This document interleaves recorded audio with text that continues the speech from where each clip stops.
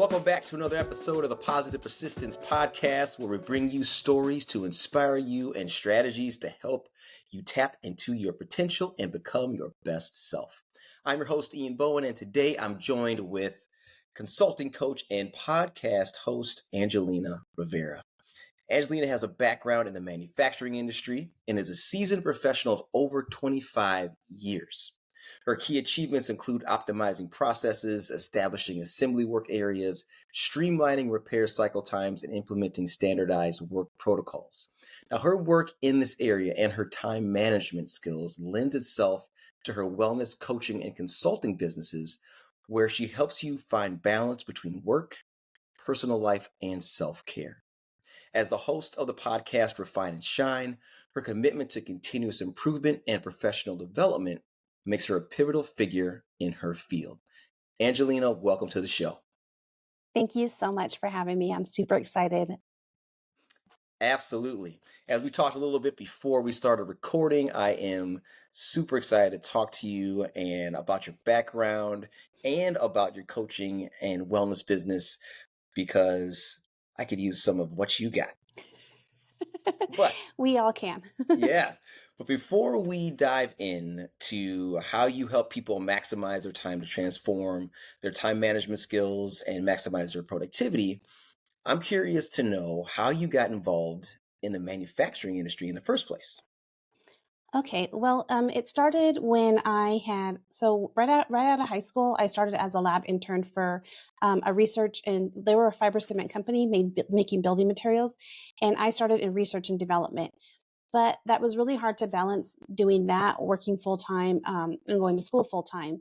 And so, things happen in life, and God led me to a company where somebody I had known in the previous industry had started a job at another company, and they needed somebody in document control. And so that allowed me to have a little bit more flexibility with my school schedule and health benefits and all the things. And it was a God blessing, because right after I took the job, I found out I was pregnant with my son. But with that document control experience, they were going through something called ISO 9000 certification, and it was fairly new at the time. And so I, as a clerk, was the one that started helping them with writing out their standard processes and things like that. And that, because I'm a person who loves to do the research, loves to write, loves to ask all the questions. I got in trouble a lot as a kid because I was always asking why. Mm-hmm. And and I was really good at, from a child, I was really good at making time more efficient, meaning if we had to clean our rooms, there was 3 of us older siblings, we would do it in an hour. My mom would say, "Oh no, it'd taken me 3 hours." And I'm like, "Yeah, but because there's 3 of us working on it, it took us an hour." I got in trouble a lot for having that type of outlook in life, but little to no, but what it ended up coming was, because I kept asking those questions, I would look and I would write the procedure and for the operating procedures. And I'm like, let me just walk through the process. Right. And we call that in lean manufacturing or Lean Six Sigma, Gemba, you're walking through the process. And that led me into looking at inefficiencies and would ask the right questions, looking at our rework, our defects, and all of that. And so I was able to move from a clerk to running the whole document control arena. And Wow. it was Big jump. amazing. And then from there, I worked there for 8 years, and then I got hired in at the Marine Corps as a production plant, as for the Department of Defense as a secretary. So I actually took a $7 an hour downgrade, which was huge, and especially when you have 2 kids at that time already. Yeah. But I knew in my heart that God wanted me to do this. I had this gut feeling that I needed to do this. And I worked my way from being a secretary for the trades branch head, which at that time, when he, again, trades, manufacturing, I'd always ask the questions. I'm like, "Hey, we're doing these time audits." And I would just look at the time audits. I'm like, "Why are we working overtime here when they haven't moved anything on their cell?" Because I'm just very observant. And that got me into, again, they needed help with their ISO. So I started helping them with their ISO. I started working environmental on overtime, and just all the things, asking the questions, wanting to learn more. Show me what you can do. Let me look at your, an outside perspective, which is how I kind of got into the consulting, is just having an outside look at something. But from being a secretary, I quickly, within a year, became the command deck secretary and worked my way up to being a production branch head. So I went from one of the at that time the lowest paid GS position all the way to the second to the top, just by Wow. hands-on walking the processes, using my skills to look at things and look at the weaknesses, inefficiencies, and see where we can optimize the production lines. Yeah. And it was a great experience, and I truly loved the job. But at the end, I knew that there was a cap, right? You can only work so much and then you're capped out as far Sure. as promotional availability, which then got me into working for the supply chain, group manager for the federal government, and which was another promotion. And so with that, have a little bit more time on my hands because I'm not working the 12 to 16-hour days, 6 days a week. I do travel now from the West Coast to the East Coast, every other week or sometimes weekly, which you're sitting on the plane. I'm not one to sit there and watch TV. I cannot stand, even when I'm at home watching TV or a football game, I can't sit there. I have to be doing something else. It's just the way that my brain works, which I'm Hmm. saying I don't multitask all the time, but when it comes to TV, I can't just sit there. And so I was reading books, and then people were asking me in my DMs, like, how do you do this? How do you keep up with that? And I'm like, everybody always asks me about time management. I really need to start teaching the people, what tools I've used to help get me through the hard times. And Hmm. when I say, like, we just talked about the manufacturing industry and how I got into it and how it led me to, just the way that, looking at products and efficiencies and things like that. But on the outside too, while I was balancing all these things at work, I was also dealing with my spouse is disabled. We high school sweethearts, but about 13 years ago, he started really having a lot of health challenges, and his disability is one that you cannot see. It is a mental health disability, and so there's lots of struggles and lots of challenges that come with that. Because at the outside, people will look at him and say he looks fine, but what the mind does and what the things like that, it's really hard Yeah. to deal with sometimes. And so that how I had to sometimes, I love my husband, but there were times when will admit this, that I had to raise my kids as a single parent, because he just couldn't get out of bed at times. And we've Yeah. gotten through that, and now he does a lot more. He's been able to really heal some of the things that he was dealing with. But while I was a single, married but a single parent, I'm running the kids to soccer practices at two different fields. I'm working full time. I'm helping them with their homework. And so I had to really look at being so efficient with my time and utilizing my time the best that I could do in order to take care of my family. And also because I've had burnout, and that's, if you watched or listened to my first episode of my podcast, I really had to learn, like, you cannot burn yourself out, because if you also are not taking care of yourself and you're so stretched thin, you're going to fail at everything. And so Right. all of these things allowed me to become the consultant that I am today, helping people with their time management, helping people improve their businesses. And I also do one-on-one coaching because people want to, like, they want their business to thrive, but they also are not happy. And so I help them with figuring out, what is it that you're focusing on? Get some clarity. What is it that you want? Are you doing something just to chase the dollar? Are you doing something because you deep down want this goal, or you want to achieve this? What is it that you want to achieve? And get some clarity around that. Yeah. And I I think hope that answered there's, your question. yeah, you did, and more, which is great because that's just, some of the things that I want to talk to you about today. Because there are so many people out there that you're speaking to in terms of feeling that burnout, and so many people out there that are making the meals, fixing the lunches, running the kids to practice, holding a full time job, taking care of the house, and they are feeling stressed out and burned out. And then on top of that, if you're an entrepreneur, and like you said, you are doing something that you love, and maybe you've turned that into a business, but maybe you're chasing the dollar, and that's not the right reason that you're doing the business, and then you feel trapped Hmm. now. And I've started this business. It's something that I love to do. And now the thing that I love to do is something that I despise doing because it has added so much stress and pressure to my life because I've started this business and now I have to take care of that on top of all the other things that I already have on my plate to be responsible for. So I am really excited to talk to you about time management skills and how to prioritize things because I kind of just expose myself there and giving those examples, because some of those things are some of the things that I deal with myself. So I want to also talk to you about, and this may be a loaded question or maybe not an easy one to answer, but you just told us the story of why it's important for you to help others reshape their time management skills in their personal life.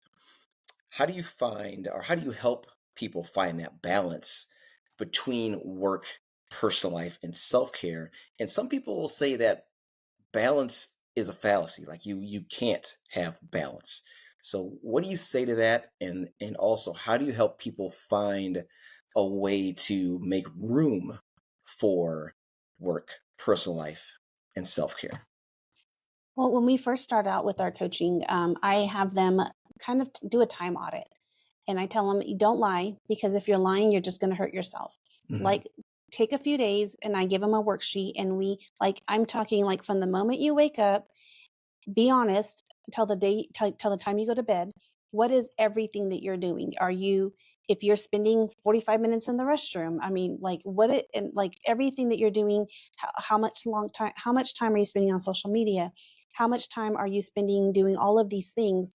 And at the end of the day, look at that sheet and then do it for a couple of days. And then we go through that time audit and I say, okay, do you realize anything? And you can see from day 1 to day 3 or 4, they really realize their social media time goes down.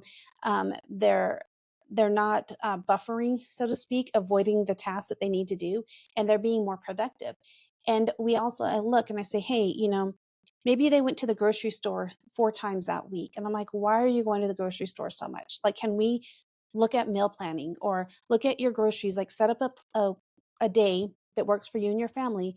What are we going to make for the week? Right. When are we going to have the leftovers? Like for me, my family, leftovers are always on Tuesday because that's trash night.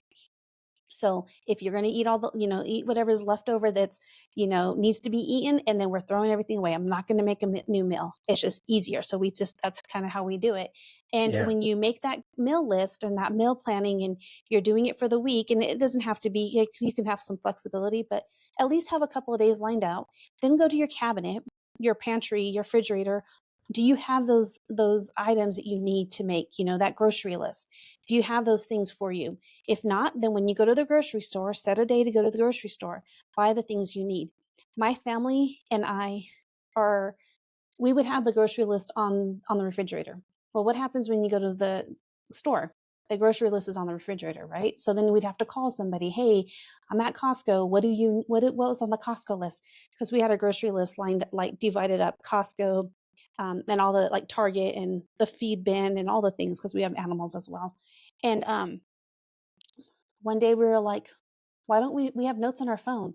So why don't we put notes on our phone? Hmm. We share it. And so we literally have a store list and we all have access to it. And we have like, what are the common need items that we need, down to what type of food that the animals eat. Cause we have two different food types that we buy for our dogs, like all of those things. Yes, it took some time, but you know what? Once we have like a checklist, and so it's like has the bubbles, and then once you get it, you clear it, you hit the bubble, but we don't delete. And then once that item runs out, we uncheck it so that we know the next time somebody has to go to the grocery store, those are the items. And I know that, I mean, these are just simple things that you and your family can do, you and your spouse can do together. Like when we are in, our Costco is like 30 minutes away, so when we are in that area, we're like, let's go to Costco. We already have the list, we're buying all the things we need. It just makes everything easier, because we waste time when we forget what to buy. We have to go to the grocery store. We don't take the list. Like, you have your phone with you all the time. Why don't you use it Yeah. for good instead of Yeah. checking social media? Let's use the tools too, Yeah. like your notes. And so those are just like some of the tips that I suggest to the people. And they're like, well, you don't understand. It's just, I don't have kids at home. Okay. So it's just you and your spouse. I get it. Could you communicate with your spouse that, hey, I'm doing all of these things. I'm making dinner. Is there a way that maybe I really have this goal, and I'm doing a coaching business and I have coaching calls on Wednesday. Could you just take dinner one night? Like, communicate with your spouse. And also, I think it's very important when you're setting your schedule up, you schedule self care first. You schedule your self-care first, like, and I'm not talking about your hair appointment, your nails, and all the things like that. I'm talking Mhm. the time that you're gonna move your body. You need to take care of yourself and put in, I'm gonna walk an hour from 8 to 9 AM, Monday, Wednesday, whatever it is. You gotta schedule that in. You have to make that appointment just as you would a doctor's appointment because you gotta show yourself that you're important, and you also need to make time for your family. I Mhm. have my kids are adults, and so I value the time because they're not in the house all day, every day. And Right. so like we schedule, okay, when is my daughter going to come visit? I talked to her and she's like, hey, I think I'm going to stop by this time. And so I'm like, okay, well, that's the day I'm going to make her favorite meal. Or, and we talk about those Right. things. I also schedule the date night with my husband because for years we wouldn't do date night. And we almost lost our marriage that way because we weren't putting the time for each other. And so we schedule the date nights or schedule the time together. And date night isn't going to the grocery store. You can go out to dinner, or we like to take a walk and then we can go to the grocery store afterwards, right? That's not date night. Yeah. But do those things because that's the first thing you do, because you want to show that if you fit your family into the nooks and crannies of your schedule, you're telling them that they're second, Yeah. that you married your spouse for a reason and you had your kids for a reason. You need to put them first. And I think that that's so important. And that's how you're going to have the life balance. And you're going to tell your family, I do coaching, I work full time. And so I have to do a lot of my coaching calls at night. So I pick a day that maybe my husband has something else he's doing on Monday nights. He belongs to an organization and they have meetings on Monday nights. He also has something he does on Wednesday nights. Those are the days I schedule my coaching calls because while he's doing his thing, I can do my thing. And Sure. that way we're both being, doing the things that we love to do. And it creates so much balance. Yeah. So those are That the some of the is tips I think are very important. some of those are like once you say them or hear you say them out loud, you think, "Oh my god, so simple," or "That makes so much sense." But people don't think about those things. Like I was smiling. You're talking about using the notes in your phone because that's what I would used to do with my grocery shopping. And I took it to the extreme, Angelina. Like I memorized the grocery store because I wanted to be as efficient as possible and see how fast I could No, get in and out. So I mhm. would have my notes in my phone In listed order in of the order of grocery. the aisle. Yes, so I would Yeah, go in and I I would do know that exactly too. where the stuff is. But then it would backfire on me every once in a while because grocery stores will reset their shelves every once in a while, and Yeah. then you go to the place where the thing that you always get was there, and it's not there, right? Yeah. But I love that because what you're basically talking about is setting yourself up for success, right? You're doing the Hmm. things that you need to do to make things easier for you to execute. But I love what you said in terms of when you fit your family into the nooks and crannies of the rest of your life, then you start to lose your connection with them. Hmm. And that's a mistake that I made quite candidly in my first marriage. And I fit my family into the nooks and crannies. I was so focused on building a business, and I was building the first gym that I owned at the time. And I was working all the time. And I made that my priority. And I used the reasoning of, well, I have to do this to support our family because my ex-wife wasn't working. And if I don't do this, then we can't survive. We can't have the things that we like to have and live the lifestyle that we like to live. But I didn't make the time to connect with my ex, and I didn't make the time for my kids either. And because of that, our relationship with my relationship with my children is not as strong as it should be. But I think that a lot of people get caught up in putting their work first because they feel like they have to in order to be able to either support their family or help support their family. And then it's a stress to try to find or make time to spend with your kids or with your spouse. But what you're saying is flip it Hmm. and Flip make it. that the priority and make work secondary. Yes, and when you do your schedule, like say you already have your set time, you're going to do, Friday or Saturday are usually my date night with my husband. Like that's the day that we choose. And some when I wasn't working back and forth on the traveling so much, we would do it on Tuesdays. Mhm. But once we set that in that time, Then we also talk about the schedule. Like, I'm going to be traveling this time. I'm going to be traveling this time. We actually have a whiteboard on our right by our, we have a meal plan Monday or Sunday through Saturday on a whiteboard, right by the refrigerator, so that way Hmm. everybody knows what to eat or what we're making for the week. And then on the opposite side of the, because we have like a wall, so meal plans here, and on the opposite side is another calendar, and it's just a 3 week 4 week calendar, and it's blank. It's a dry erase board, and we have like the current week and then the 3 weeks after, and then we're constantly updating it. We have everything. Everybody has a color, and then we have a family color. So it's like a family event, like a family birthday party. The things that my husband has on Mondays and Wednesdays, he's orange. My son is brown. So he writes when he's going to the gym, he just puts gym. So that way we know. So like, I'm not going to go and say, hey, you're going to cook dinner on Wednesday to my son. That's his day to cook dinner. When I know Hmm. he's scheduled for the gym, like that's his Right. routine.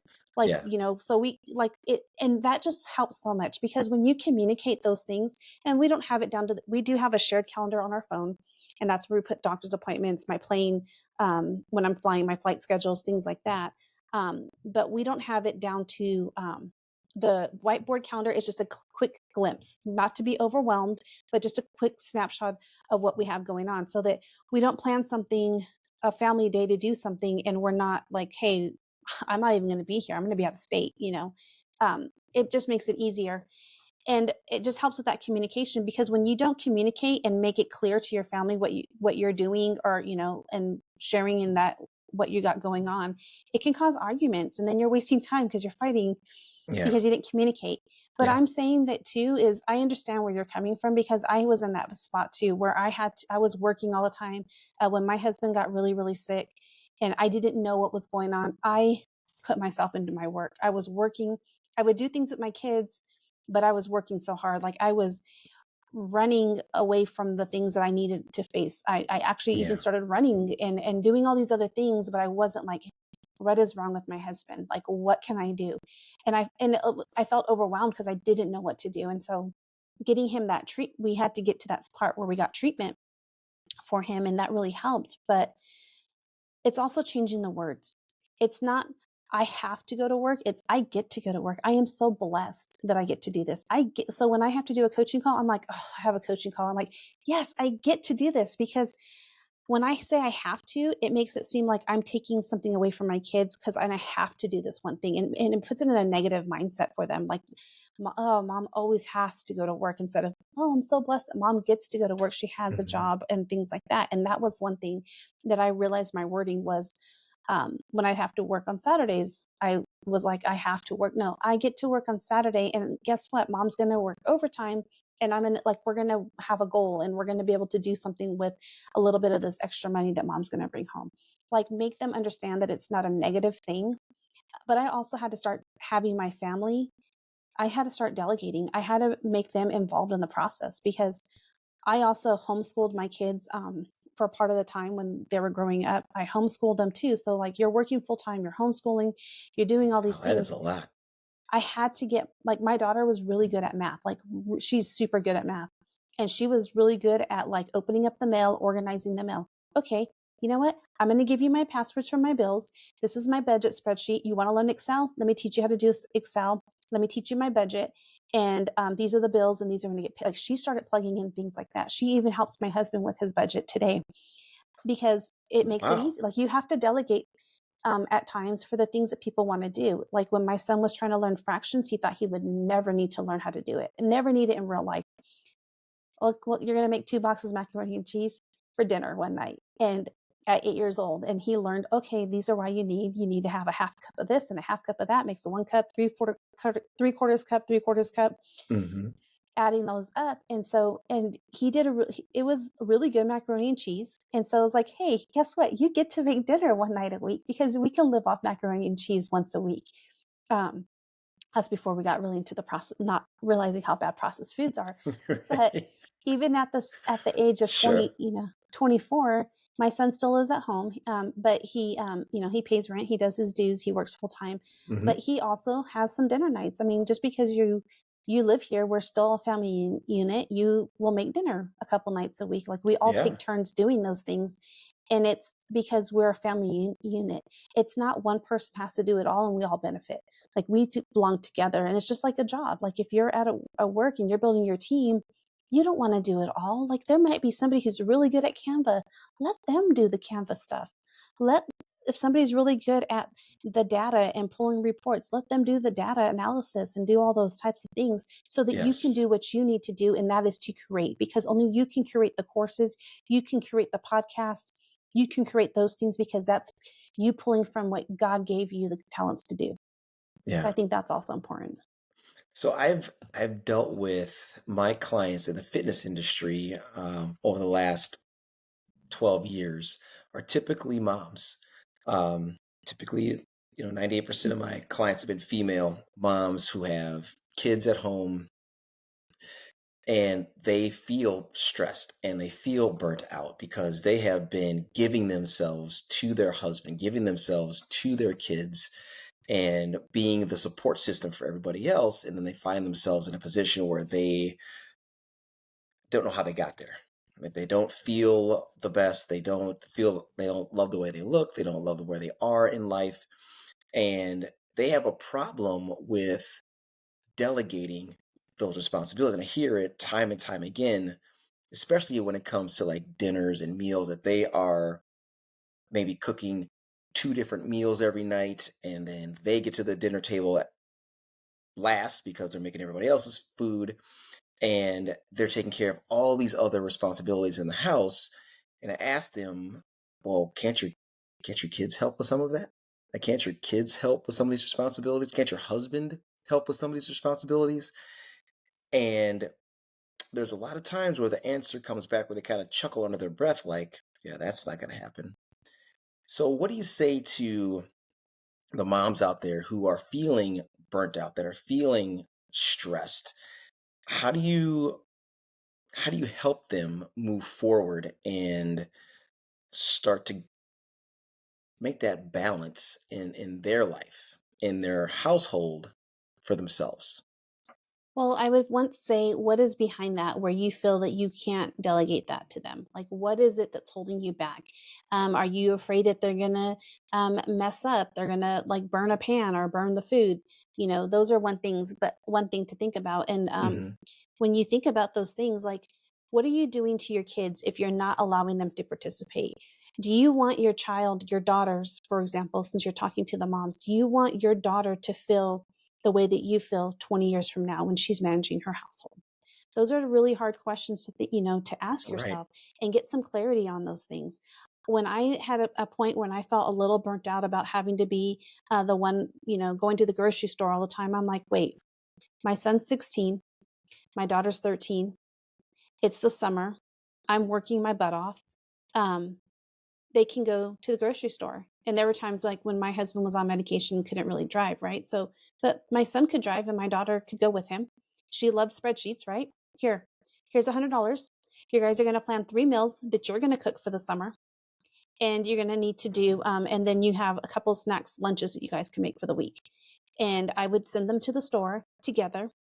And they had so much fun doing it. At first, they did not like it. But one summer we had pizza every other night, homemade pizza, and they would have like just make their own ingredients. We'd have pepperoni, sausage, whatever they would make.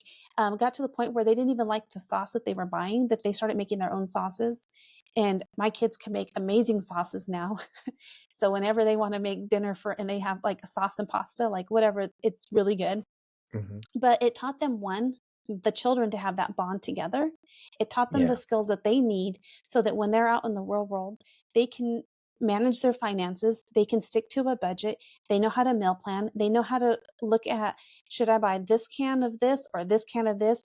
The pricing, how to figure out the prices per ounce, how you can get the most bang for your buck. I mean, those are life skills that your children need. And if you can teach them young, do it. Even laundry.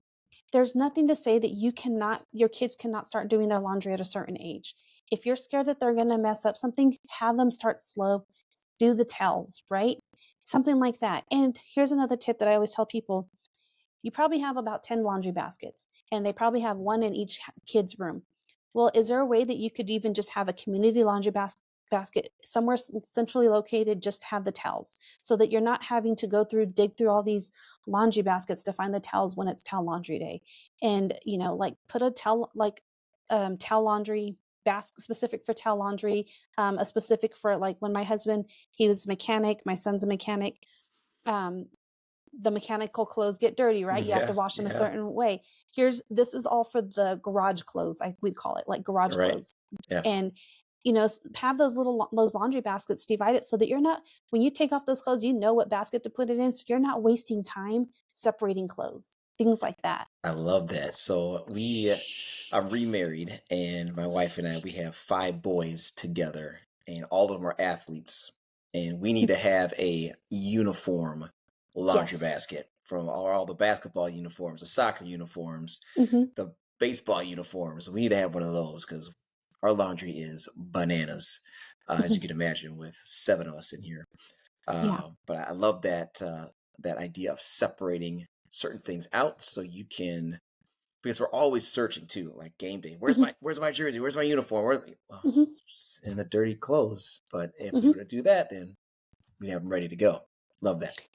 Well, see, with your schedule, when the game days are, right? You pretty much, if you don't, we probably put them on a calendar or something. Maybe put that Hmm. calendar in the laundry room where that basket is, so that when they're throwing those clothes, okay, I need this done by this time. My son does all his work laundry on Sunday nights, because he's like, okay, I got to have clothes for the rest of the week. So he's like, Sundays nights, and nobody else, we kind of, we have laundry days where each person, when I do my laundry, right when I come back from the trip, I come back, I hurry up and do my laundry right at that time, because I know I can get all those clothes out of the suitcase, all the things. But I know Sundays nights, my son does laundry, and maybe Monday mornings we'll do towel laundry, because it's just nobody's taking a shower at Monday morning, right? Or because we do, like, I do mine Sunday night. It's just the way that we do it. And I know it Hmm. sounds weird, but I come from a family of 6 kids. So my mom had 6 children, and you have to, like, learn how to balance these things, because it Yeah. just makes it easier, the less stress. And that's what the thing about time management. You got to look at, if you're stressed out, you're anxious, you're feeling all these things, if you just I know it, people like, I don't want to be held down to a schedule. I'm not saying that every minute you have to plan it out, but you can time block some things here and there.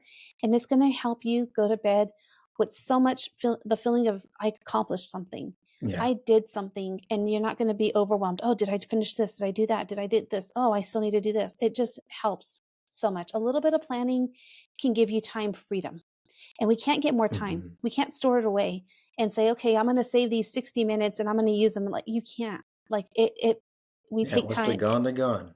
It's gone. It's gone. Yeah. So, Talk to us a little bit about the concept of time blocking. I've heard this time and time again, and I know that it's a very useful tool, but can you explain to our listeners and viewers what time blocking is and why it can be helpful? okay. So when you think about what you got to do for the week, I think it's very important to first brain dump, like, get all those thoughts of what you feel like you need to get done for the week, write them all out, put them on a piece of paper or whiteboard, whatever you need to do, post-it notes, whatever you need to do. Hmm. And then you need to do a prioritize, like, what is it that has to get done that only I can do? What can I decide on? Maybe I can put this off for a week. Um, and then what can I delegate? And what do I really need to delete? Like, I don't need to do this. This is something I think I need to do, but I really don't need to do it. And then as you go through your week, you're looking at your schedule, those things that must do, that the do-dos, the very important, urgent tasks that you have to do, block some time to get that done. Maybe I gotta, like, you and I both have podcasts, right? So Hmm. we know our podcasts come out on a certain day. We got to block the time to get the show notes done. We got to block the time to make sure we have the cover done, or whatever we need to do the post, the social media. Blocking your social media time so that you're getting creating your content is something you do. Like, maybe I want to do it from 8 to 9 because I just feel motivated. I want to get those things done, and I only time block Mondays, Wednesdays, and Fridays are delegated to making content for social media. And then I block, I really, on Fridays, when I'm sitting there, I'm relaxed for the weekend, I'm thinking about all the things. I feel so good and so relaxed. I think I want to use that time just to brainstorm. And I, like, maybe I like journal a little bit about, I feel really good that I accomplished this. And this is how, like, reflection, so to speak. And so those are the things you like, what do you have to do? What do you need to do? And like even time blocking to do your workouts. I'm going to make sure that every day from 5 a.m. to 6 a.m., or maybe 3 days a week if you're not doing it already. Like don't over delegate or over fill your schedule so that you don't end up doing anything. But maybe 5 a.m. to 6 a.m., Mondays, Wednesdays, and Fridays, I'm going to go for a walk and I'm going to do some stretching and some yoga. You know, you just block times on your calendar to get those tasks done. One of And the you things I use think, those time blocks like appointments. like a meeting, like, yes, Hmm. something Hmm. that you can't miss. Yes, you can't miss. And I even say that it's important to do, I was just going to say this and it just totally escaped me. Um, Make sure you do those so that, it's important, like it's like a meeting, an appointment for you. Hmm. But also give yourself some time to transition. You don't go and schedule an appointment from five, where you're booked and every hour you have something to do, like a meeting, like a podcast recording. You got to have time to transition. You have to, because say you have this is like work life, right? You have a meeting with your child's IEP or something like an individual development plan or something. Hmm. And it didn't go the way you wanted. But right after that, you have a meeting with a new coaching client, a consultant client. If you have a negative energy from that one meeting and you don't even have 5 minutes to transition to the next call, you're going to bring negative energy into that meeting. You need transition time to get rid of that negative energy. Just get yourself time to breathe, go to the go potty, do all the things, do some stretches and things like that. I also think it's important that like what people do all the time, a lot of people do it, is they get up in the morning and the first thing they do is reach for their phone. Don't do that. Take some time, go out in nature if you can, if there's daylight or whatever you can do, maybe meditate, do things like that, drink your water. And then when you go to the restroom, don't go and grab your phone. Like I'm sorry, but don't go and check your emails and all the things when you already know that you're supposed to do your workout. Say you get up at 4:30, then you go check your phone and then there's a negative email and things like that. Then you're going to end up starting to respond to that email and then you're going to miss your workout. Like that's not what you do. Yeah. Find time to get, when you look at, you got to block emails too. So when you want to look at your emails, schedule some time, because what you do is once you are, that's my email time, I'm going to open up an email. I know that I'm working on emails. Then I'm going to quickly respond to those emails, because what people do is they'll open up an email, they'll look at their email sporadically. They open it up, they close it, they don't respond. Then they think about what they need to say. And then a couple hours later, they open it up, they're going to rewrite, and then they get distracted by something else. It's just, you're wasting time, right? You're wasting Oh, focus. And our brain cannot think like that. Our brain is not meant to multitask. The only time it's good to multitask is if you're watching TV, you can fold your tails. If you're washing dishes, you can listen to a podcast, right? right, right. But our brains are not meant to do that. And it causes us so much stress and anxiety because we're trying to like, we're half-assing things when we're doing things, and we're like making mistakes because we're not really clear on what we need to do. We're just trying to get the tasks done. It's not how much tasks I can get done. It's how productive and efficient was I doing a task. Yes, You don't want yes, a mechanic to like, oh, I'm going to hurry up and see how many breaks I can fix. No, you want them to make sure they do a quality job fixing your breaks, right? And with absolutely. efficiency. And so you take your tasks that you have to do with efficiency, making sure you're productive and have that quality of work. And it'll make And, things so much easier. and that is a recipe to reduce stress for Yes. sure. And what you just said about emails, I am notorious, and I struggle with this because I'll open up an email and I'll start reading. I'll get back to that, and then I mark it unread, so I'll remind myself to come back to it later when I should have Hmm. just dealt with the email at that time. Hmm. And then because then I get distracted and I come back to it, and then like, yeah, I'll get to that later, and then I don't, and then it's the next day, and then I have more emails now to read. And so it's just funny that you mentioned that, because that's exactly what I do. But here's a question: so if I'm time blocking my time, and let's say I set an hour for working on a project, and that hour is up, but I'm not done with what do I do then? What if I didn't block enough time? Because I'm also notorious for not creating that transition time in between blocks. So I'll set my day and I'm like, I'm gonna get this done, this done, this done, this done, this done, and all of my blocks like back to back to back to back to back.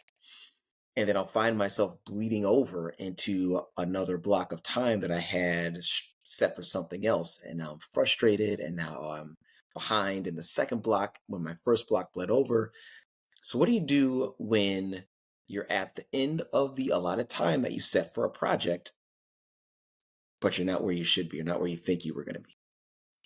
Well, I would say it depends on the project, but one of the things I'd say also though is if you have time blocked an hour to work on a project and you're done with that time, you need to get up anyway. You need to move your body because your brain cannot focus on a task for so long. And the reason why you are so tired and you probably because you weren't really clear on what you needed to do. So we'll start backing it up and making sure that when we say, I'm going to work on project A, okay, project A, but what am I going to do for project A? Like be Mhm. specific on what you plan to do that day because you're not going to be able to write a whole book in 1 hour, right? If that's what project A Right. is, right? Yeah. But maybe we can write project A. Maybe I want to just um, write my outline or I just want to brain dump on project A. And I'm going to give myself 45 minutes to do this because our brains actually usually we start to tune out after 45 to 60 minutes. Once I'm done with that, but don't I'm not going to I'm going to write where I left off at and then I'm going to go and do transition work or whatever. And then maybe I have project A. I'm going to work on that. Next time, I'm going to make sure I schedule it project A on Monday, Wednesdays, and Fridays. And that way, in between Monday and Wednesday, maybe you have some more clarity and maybe you just have a note on your phone. When you think of things that you need to add for project A, you just hurry up, you have a project A note on your phone and just hurry up and write those thoughts down. Or I love to use I travel a lot, so it's hard for me. But when I'm home, I have whiteboards, like dry erase boards. I use mirrors on the closet, and I'll just write like I have 4 mirrors, and I'm like project A, project whatever I'm working on, and then I just write. I when a thought comes, I just write it all out, and but just that way I remember where I'm at. So that Mhm. way I can, when I am ready to come back to it, I come back to it. Kind of keep yourself organized too. If you can have like project A, have a folder. If you're writing, pieces of paper, have project A in a folder. Organize, and that's another thing I want to talk about is organizing your phone, your folders, your desk. All of that is going to really help you too, because we waste a lot of time trying to find everything because we are Right. so cluttered. And a cluttered mind is not good, and a cluttered space is not good. It makes us not focus. We're distracted, and it just causes all kinds of chaos. So just find a way that when you stop that project A, that you can have it all together. You wrap it all up, and next time you're going to have to buffer some time so that you can put everything away, so that when you go open to it the next time, you remember exactly where you're at. And I Got it. also say don't overschedule yourself. You cannot work on, you know what it takes to do what you need to do. I would say that you should really focus. And I know this is easier said than done because a lot of you may be working full time and you're like, hey, full time job is takes up this much time. I get it because I work full Right. time too. But when done with my full time job, I'm very clear and specific on what I'm going to work on right when I'm done, on those free hours, which means the time from work, being done working my full time job, making sure I sleep, making sure that I spend time with my family and eat and all the things. Um, I'm very clear. Like on Mondays, I'm very clear. I'm going to work on this, this, this, and this, and I'm specific about it. And that's why I think journaling is so important, and that reflection that you can do maybe Friday or sometime at the end of the week when you can pick a day like, hey, these are the things I scheduled for the week and I wasn't really good at doing them. This is why. What was behind it? Why was my brain not able to function? Is there something that's behind it? Maybe I'm distracted or I need to get clear on really what I want. Maybe I'm procrastinating because I'm buffering and I'm really scared to speak what I want to do, or I'm scared of failure, or like I mean there's all these thoughts that come to our heads, and so kind of get those thoughts out, because a lot of Yeah. times when we're buffering, it's because we feel like we don't what we're doing doesn't matter. We're scared we're going to fail. Why me? Who do I think I am? All those things. So that's why journaling is so important, to get all those things out on paper, get them clear and say, okay, even rip them up, throw it away. Okay, I had my words. I'm done. I'm going to switch my thoughts into positive. I'm going to get this job done. I'm going to write this book because I get to use my voice. I get to tell people how I changed my life. These are just the thoughts that you got to like just be focused right. And it's not always easy because I'm telling you, we have lots of thoughts in our head, and majority of the time they're negative, and we just have to learn how to shift our way of thinking so that we're positive and we're not Yeah. dwelling in it. Change our mindset. Yeah. Absolutely. Which is actually something I want to talk to you about. You kind of mentioned earlier about the weekends, and you had posted something recently about a Sunday reset. And you say that resetting doesn't have to be complicated, it's about creating space for yourself and starting the week with intention. So, can you run us through some of the things that you do on your Sundays, which I assume is a blocked time in your schedule, Yeah. to reset for the upcoming week? So I start my Sunday reset. I as when I wake. So I do not set an alarm on Sundays. Those are the days that just no alarm is set on Sunday. Um, and so when I wake up and I go. The first thing I do, after I drink my water and hydrate my body, is I just go outside. Go outside and breathe in the air. Just get some time, just some clarity. Maybe go for a walk. Just take in that beautiful fresh air and think about what do I want for the week, what are my intentions, after, not necessarily outside. I may walk and think about these things and then come in and then journal about them. Look at the week. What is it that I want to accomplish? What are my goals? I have lots of goals, and when I have my goals, I have them broken down into like tasks. Like, say I have a 3-month thing I want to do, and I kind of break it down into, okay, by this time I have to have this content done, or this copyright, or this whatever. But I think about, okay, what do I, in order to move these goals forward, what do I need to do this week? What do I need to be clear on? Like if I'm starting a new coaching course, what is it? How do I'm going to start this day. What type of people do I need to, what type of social media do I need to post? What type of people do I want to attract? And be very clear on those type of things. So those are the things I think about on my reset when I'm like, okay, I've taken a walk. I've breathed in some fresh air. Gotten very clear on my intentions for the week, on what I need to do in Hmm. order to meet some goals. Like I call them, like in the production world, or even in just business world, you might call them key performance indicators. And so you get intentional on what you need to do, and then you work to time block. Work on that schedule. I'll schedule for the week. I use Sunday to schedule the time. Um, Monday, I'm going to do this. Tuesday, I'm going to do this. Wednesday, Thursday, Friday, Saturday. Hmm. Those are the things I'm going to do. Sunday, I don't really schedule anything except for my time to reset. And I give myself about 2 hours to do that. And then I go into making sure that my family knows what my schedule is going to be. Like I said, it's very important to communicate. This is the things that I got going on. These are the things I want to create. And I don't have to tell them all the details, because there's some things like, I love my family, but that maybe that if I say I'm going to do something, they're going to be like, "Oh, really? You're going to do that?" Like, I don't. So I don't want, until I'm like, if I'm still brainstorming it, I don't want negative energy to ruin what I feel that God's given me to do. Right. So, um, I do that. Schedule the calendar, be Hmm. very clear. I also use my Sunday to meal plan. I use my Sunday to, like, what do we need for the week? Right. Um, sometimes I'll do it on Saturday if we happen to be going to the grocery store that day. But I love to go to the grocery store Sunday mornings, because it's not that busy. Everybody's at church, and I do my church online, so I can do it to fit my schedule Yeah. and watch. So, but those are the things that work for me. Those are part of the things I do with my reset. It's just getting so clear on what I want for the week that I have time to relax and breathe, time to read a good book, Yeah. time to do all those things, and just have clarity on what I'm working on, that just allows me to, it's just a reset, making you just feel like it's like cleansing your body, so to speak, but it's cleansing your mind. And it feels relaxing, because then I know Monday what I'm going to do. I know on Tuesday what I'm going to do. I know on Wednesday, and then every night I take about 5 minutes to review the schedule, so I'm not overwhelmed. Like when I talked to you last night, hey, I don't have a link. I just want to make sure, because I'm like looking at my schedule. Okay, I got this, and this. It makes it so much. It's freeing, and just Right. spending a couple of hours to do that. And maybe you only have 15 minutes at first, but when you realize that you're really running around doing all these other things because you don't have clarity and you don't have everything written down, Yes. it makes things so much easier. Yes. You got to take time to Absolutely. speed up. Yeah. Absolutely. Ooh, I like that. I like that Yeah. phrase.